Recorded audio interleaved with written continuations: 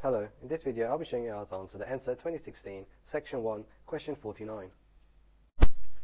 The tests below were carried out on two separate monoprotic acids, HX and HY. HX is a strong acid, HY is a weak acid. Both had a concentration of 1 mole per decimeter cubed. Which of the tests, considered independently, if any, would show that HX is a stronger acid than HY? So let's look at each test in turn. So test 1. Measure the time taken for a 1 cm strip of magnesium to react completely when added to 25 cm cubed of each acid. So let's first recall what a strong acid and a weak acid is. So strong acid, it fully dissociates into its ions, whereas with a weak acid it partially dissociates into its ions.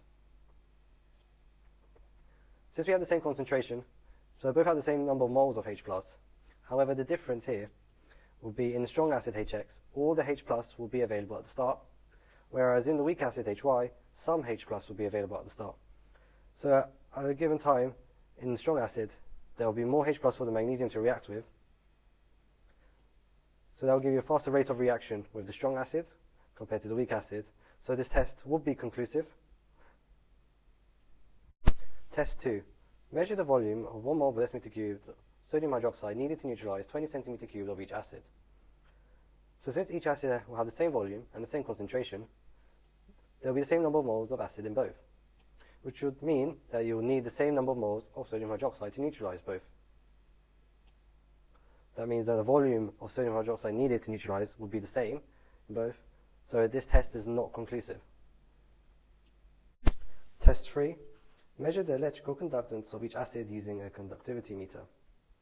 So we know that a strong acid fully dissociates, and in a weak acid partially dissociates into the ions. We know that ions carry the charge. So at any given time, there's more ions in HX and HY, as in HY there will be some of the HY acid present, whereas in the strong acid it will be all ions. So there will be greater conductivity for the strong acid, HX. So this test would be conclusive. So looking at our options, we know that 1 and 3 are conclusive, so the correct answer is F.